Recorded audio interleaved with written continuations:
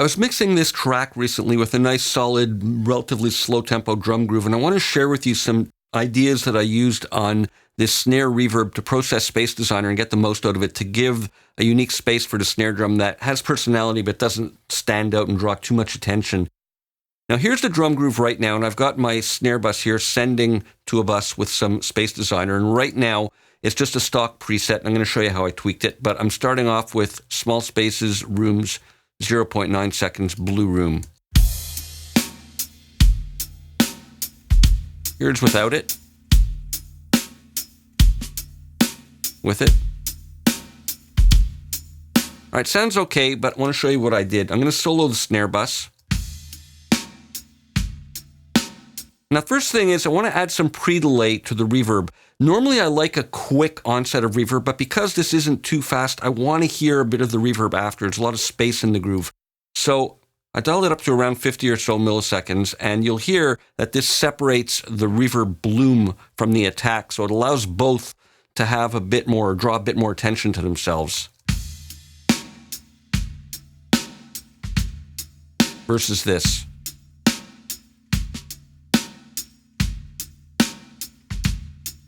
Pre-delay.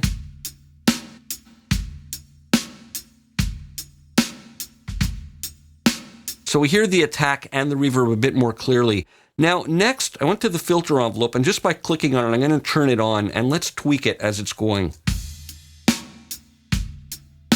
It's a very different color right away. I want this to start higher, this filter envelope. Maybe somewhere around there. And then for the attack, I definitely want it slower. So we're hearing that higher opening of the envelope for longer. Before we get to the break level, which again I'm going to put a bit higher. That's good. The decay time is fine, it's at maximum. And I want it to end at a higher level as well. I don't want it too dark.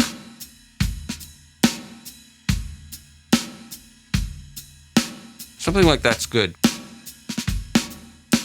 Now, I wasn't quite happy with that, so what I did was I put some EQ before it so that I'm filtering off, in this case, some 475 going into it. So I'll put this off and then on.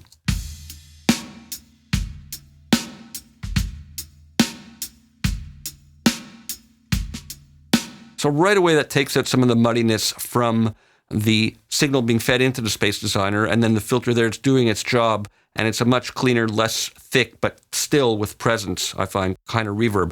And finally, I've added some compression on at the end.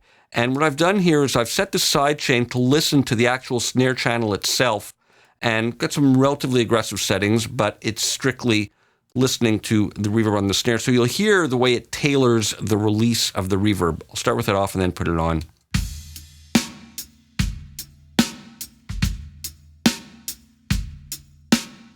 So it makes it more subtle. Here it is dry. I don't want too much. Less than that. Somewhere around there. Here's the whole drum mix.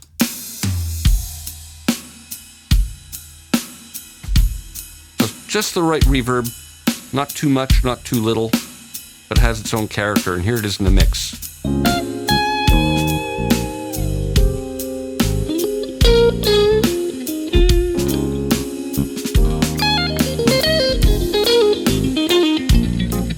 So Space Designer, as great as it sounds on its own, with a few small tweaks like this, I think you can really push it and get a lot more out of it. Hope you picked up something. Thanks.